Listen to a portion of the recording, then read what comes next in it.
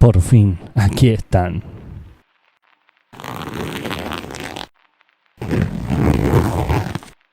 Los encontré en mi neceser epistémico.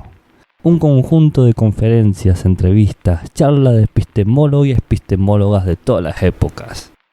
Estos papeles creí haberlos perdido, pero aquí están. Creo que es momento de desempolvarlos. Es hora de que el resto del mundo oiga las propias palabras de los grandes pensadores, lo que tienen para decir sobre la filosofía de la ciencia. Permítanme servirme un trago.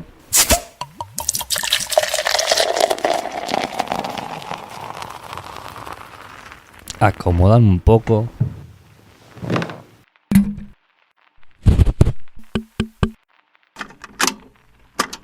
Y escuchen lo que tienen para decir.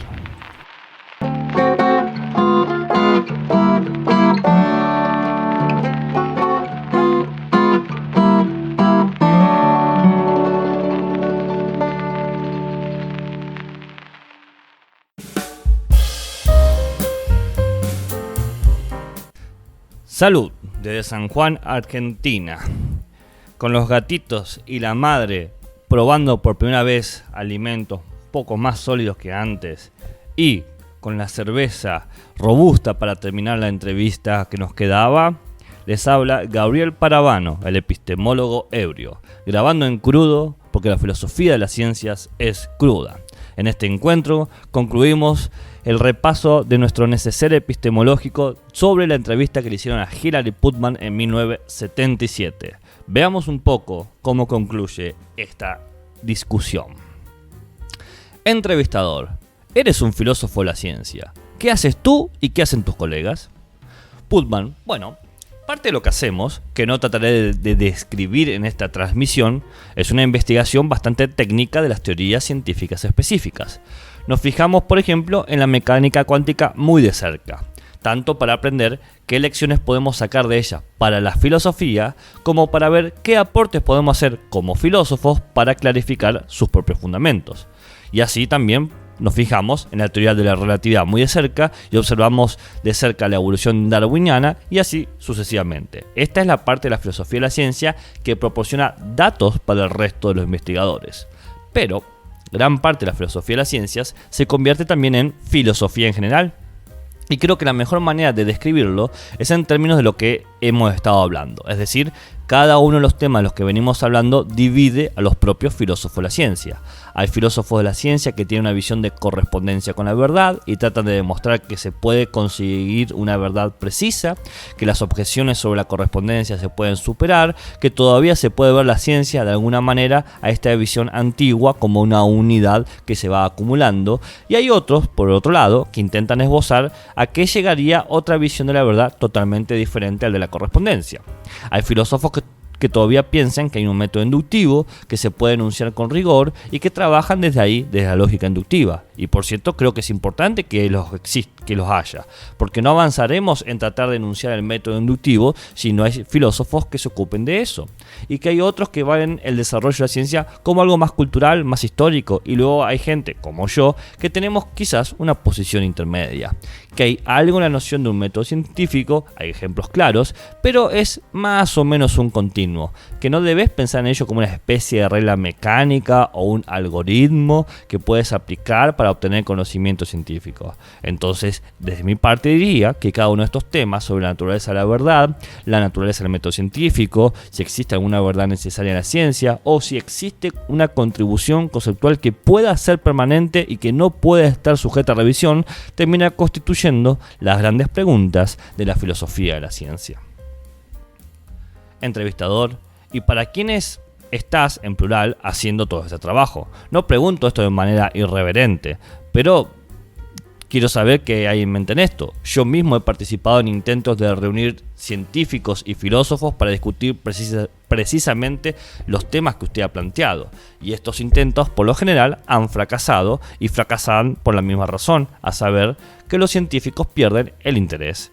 regresan a sus laboratorios, continúan haciendo su ciencia, y la gran mayoría de los científicos, me parece, de hecho, no se interesan mucho por los temas de lo que usted ha estado hablando. Creo que llama la atención que los más grandes de todos los científicos serían como excepciones. Me refiero a aquellos científicos realmente rompedores, los pioneros que hicieron realmente una revolución en este ciclo de estos temas que has estado hablando. Gente como Einstein, Max Planck, Niels Bohr, Max Bohr, Schrödinger, Broglie, etc. Estas personas estaban enormemente interesadas por cuestiones conceptuales de las que tú has planteado, pero fueron genios pioneros, y a la gran masa de miles de científicos que los siguen y ponen su trabajo en aplicación práctica, pareciera que no les importa. Así que, ¿quién te escucha? ¿Quién lee lo que tú publicas?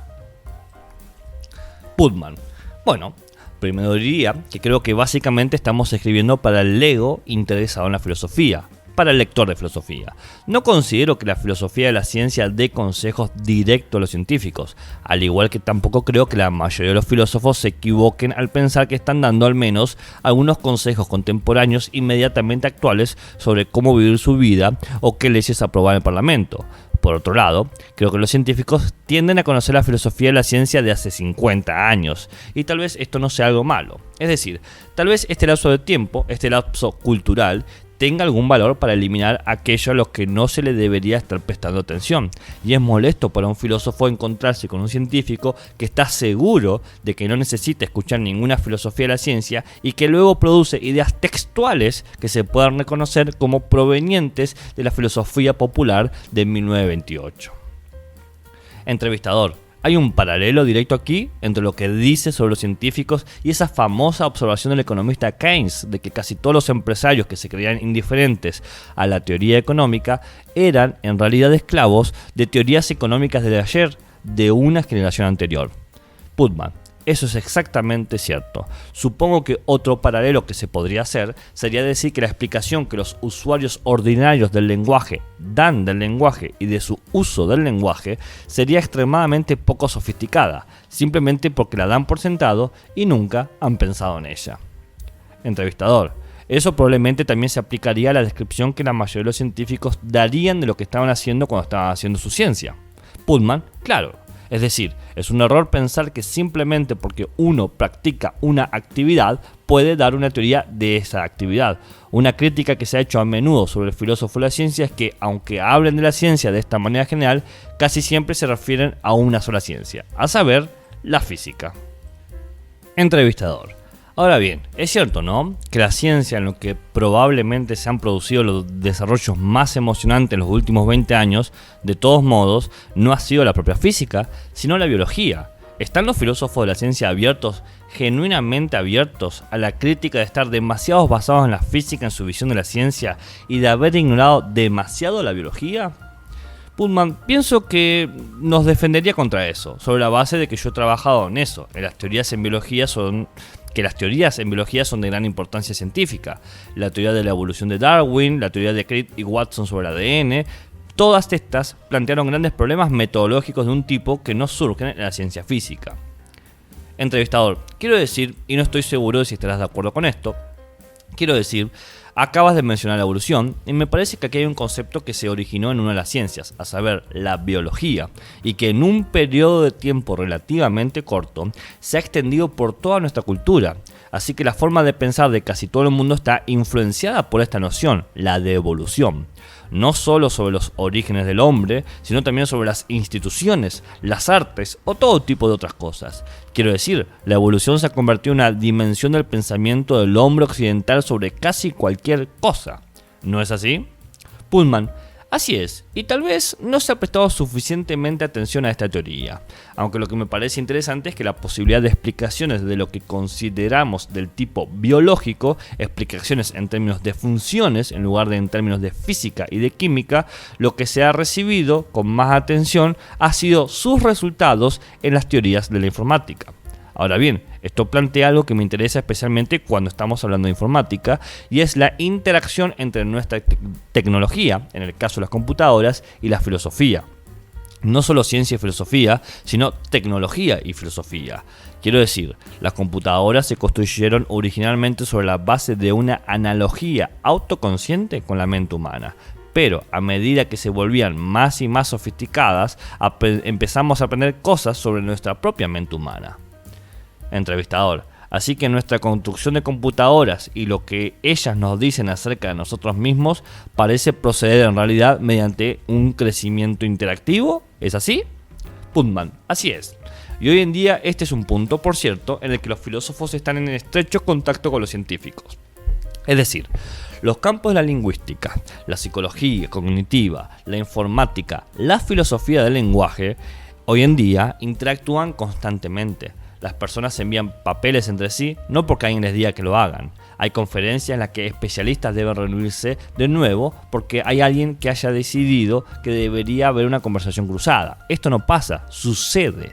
Lo interesante de la carcasa de la computadora, si puedo quedarme con ello por un momento, es que uno podría haber pensado que el surgimiento de la computadora fomentaría cierto tipo de materialismo vulgar, es decir, después de todo somos máquinas y entonces diríamos, después de todo sobre nosotros se puede explicar en términos de física y química. Pero, paradójicamente, el efecto real de la computadora en la psicología y en la filosofía de la mente ha sido una disminución de este tipo de pensamiento reduccionista. Mira, lo que pasa con la computadora es que cuando trabajas con computadoras, muy rara vez tienes que pensar en su física y en su química. Hay una distinción que la gente establece entre su software, es decir, sus programas, sus instrucciones, sus reglas, la forma en que hace las cosas, y su hardware. Y en general, uno ignora el hardware. Hablas del ordenador a nivel de software. Y realmente, personalmente, no seríamos capaces de explicar qué hacen de una manera que sería útil para alguien en términos del nivel de hardware. Entonces aquí hay una especie de surgimiento, aunque no es un tipo de surgimiento místico, no es que estamos violando leyes de la física, es solo que en el nivel de organización, que los hechos de nivel superior sobre la organización parecerían tener una especie de autonomía. Y digo esto, el hecho de que esté siguiendo este programa explica por qué lo hace, y no necesito saber cómo está construido, solo necesito saber que se puede construir de tal manera que siga cierto programa. Este es un retorno a la visión, y si lo aplicas a la mente, un retorno a la visión de la mente, y de una mente que yo asocio con Aristóteles. Es la opinión de que no somos fantasmas en una máquina, ni espíritus que están temporalmente en los cuerpos, sino que hay una relación estrecha entre el cuerpo. Es una relación de funciones que generan funciones. Así Aristóteles lo dijo. Si usas la palabra alma en relación con un hacha, por supuesto dirías que el alma de un hacha es ser cortante, y el alma del ojo, con esta lógica, sería que está viendo. Y Aristóteles pensó, siguiendo esta lógica, que el hombre es una cosa que piensa. Entrevistador: ¿estás hablando entonces de una alternativa entre el materialismo y, digamos, una visión religiosa? Me recuerda instantáneamente al más significativo de todos los filósofos materialistas de este mundo moderno, el marxismo, que después de todo es la filosofía estatal oficial de aproximadamente un tercio de la humanidad mientras estamos sentados aquí discutiendo. El marxismo pretende ser científico, y esto es algo muy importante al respecto. ¿Existe una contribución marxista significativa a la filosofía de la ciencia? Putman: no creo que exista una contribución marxista significativa, pero tampoco creo que los marxistas estuvieran del todo equivocados. Creo que Engels fue uno de los hombres con más conocimiento científico de su ciclo. Se equivocó en varias cosas, pero tenía un inmenso conocimiento científico en general. Y Anti-Turing, su gran libro sobre la filosofía de la ciencia, aunque contiene algunas ideas bastante extrañas, algunas de las cuales las toma de Hegel, por cierto, es en general un libro bastante sensato sobre filosofía de la ciencia, entre otras cosas. Por otro lado, ese libro no es específicamente marxista. Diría, en cambio, que los puntos de vista de Engels sobre la filosofía de la ciencia están en gran parte influenciados por una filosofía estándar de la ciencia propia de su época. Son en cuenta inductivas, ¿no?, bastante sofisticadas, y qué decir de los posteriores pensadores marxistas que también tenían cierta pretensión de ser filósofos. Lenin, por ejemplo. Bueno, creo que serían oposiciones desiguales. Lenin creo que es uno de los peores filósofos. Dice, por ejemplo, que las teorías son copias del movimiento, y ahí tienes una teoría de la copia, de la ciencia copiando la realidad, que es un punto de vista más crudo y por lo tanto menos sofisticado. Igualmente, Mao también es otro filósofo menos sofisticado. Entrevistador: Mao está muy influenciado por John Dewey, quien fue muy leído en China en la década de 1920. ¿Crees que realmente ha hecho una contribución al tema de cómo es hoy en día? Putman: creo que en algo se anticipó. Tal vez podría haber hecho una contribución si la gente hubiera estado menos dividida ideológicamente, porque creo que los no marxistas podrían haber aprendido algo de ellos. Los marxistas estuvieron entre las primeras personas en intentar, de alguna manera, de combinar una visión realista con énfasis en la práctica, con énfasis en la corregibilidad, y eran muy hostiles a una noción de verdad a priori. Y hoy en día muchos filósofos de la ciencia, de la corriente principal, de por sí son hostiles a las verdades a priori. Tal como están las cosas, creo que desempeñan parte del papel en la filosofía de la ciencia que Keynes dijo que desempeñaba en la economía. Describió a Marx como uno de sus predecesores clandestinos. Entrevistador. Cuando estaba introduciendo este programa, no solo mencioné la filosofía de la ciencia, sino también mencioné a la filosofía de las matemáticas. Y antes de cerrar, me gustaría que comentáramos algo al respecto. Supongo que realmente se puede decir que el problema central de la filosofía de las matemáticas es casi un paralelo directo del problema central de la filosofía de la ciencia, a saber, ¿cuánto tiempo nos cabe en este mundo? En la ciencia la pregunta es ¿cómo la ciencia en el mundo? En matemática es ¿cómo encajan las matemáticas en el mundo?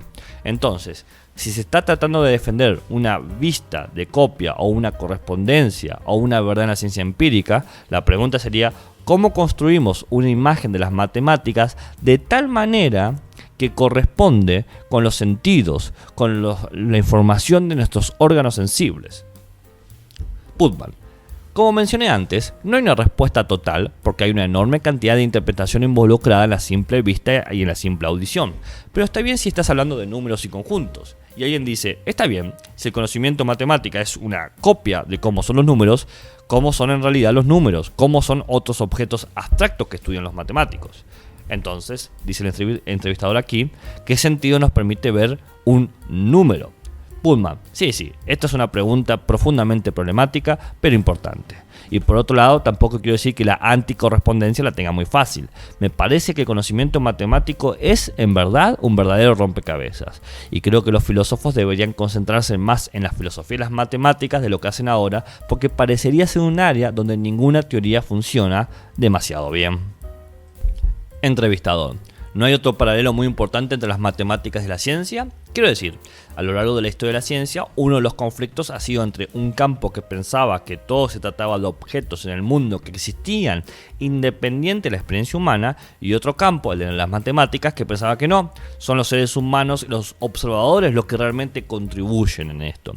Y como usted señaló en una discusión anterior, la verdad es casi seguro una combinación de ambos. Hay una larga disputa aquí en las matemáticas, ¿no es así?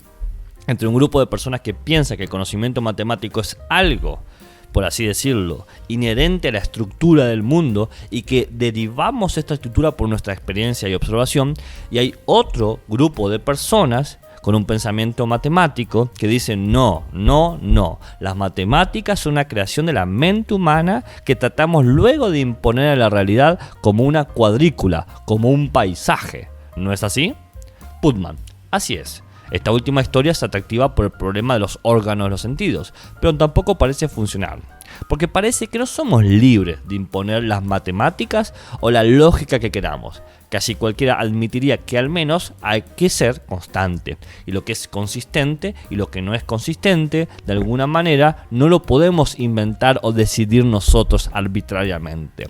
Cuando tratamos de enfatizar las explicaciones convencionalistas, las explicaciones subjetivas, nos topamos con cierto grado de objetividad de las propias matemáticas. Cuando tratamos de enfatizar su objetividad, nos encontramos con otro conjunto de problemas. Creo que podemos aprender mucho más de lo que sabemos ahora sobre el conocimiento humano y sobre el conocimiento científico si profundizamos en esta área de la subjetividad y la objetividad de las matemáticas. Entrevistador. Hablando de hacia dónde vamos, desde dónde estamos, por así decirlo, creo que la forma más interesante en la que podríamos terminar esta discusión, profesor Putman, sería hablando de lo que usted considera las áreas problemáticas más interesantes del momento y, por lo tanto, las áreas de crecimiento más probables para el futuro inmediato de los dos temas que hemos estado discutiendo a lo largo de esta entrevista, la filosofía de la ciencia y la filosofía de las matemáticas. Putman, bueno, creo que si se me permite limitar mi predicción al futuro inmediato, porque sabemos que las predicciones a largo plazo siempre son falsas, en el futuro inmediato esperaría que la filosofía de las matemáticas sea un área de crecimiento con la filosofía de la lógica. Esperaría que la filosofía de la física decaiga un poco, dándole su lugar central a otra filosofía de la ciencia, aunque creo que parte de esto toca a la filosofía de la lógica.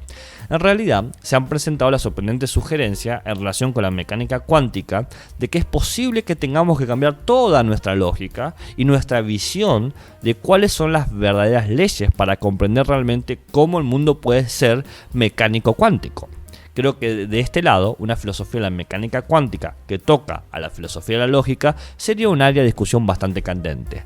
Pero, de manera más general, creo que las áreas en las que casi no pensamos en esta filosofía de la ciencia y que se convierten en filosofía del lenguaje y filosofía de la mente son sobre las preguntas respecto a los modelos informáticos de la mente y los modelos informáticos del lenguaje y preguntas de este tenor. Son estas teorías de la verdad, de la naturaleza de la verdad, de la naturaleza de la verificación, sobre cómo la ciencia puede ser objetiva aunque no haya un método científico riguroso. Todo esto creo que son preguntas que seguirán siendo elementos básicos del campo.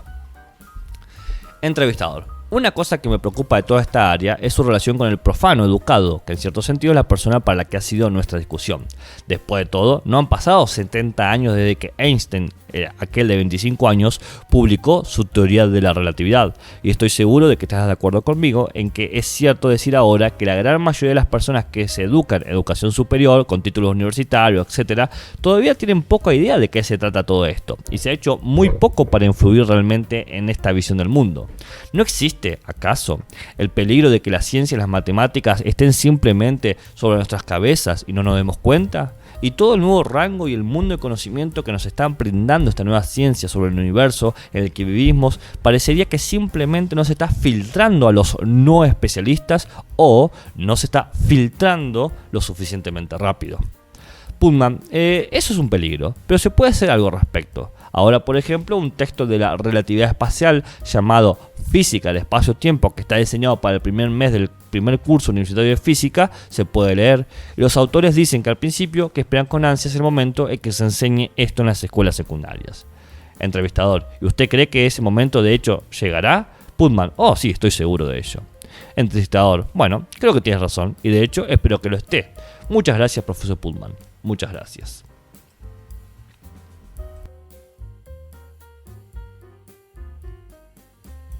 Así termina un encuentro con mi neceser epistémico. Ya traeré otra entrevista, otra conferencia, otra clase abierta de mi sibilino archivo. Por lo pronto te recuerdo que si quieres puedes pasar por mi bar en Twitter, donde te encontrarás con micro reflexiones sobre filosofías de la ciencia mientras tomamos unas cañitas. O puedes ir a mi otro bar en Instagram, donde te convidaré sin falta una pinta epistémica de los modelos más clásicos de la epistemología. Y si lo tuyo es descansar, tengo mesones por todo el barrio: Facebook, Google Podcast, iVoox, Spotify, Apple Podcast y YouTube, en donde tendrás algún maní filosófico, unas papas críticas y unas Scottish epistemológicas para chuparse los dedos que van por la casa. Salud y buenas ciencias.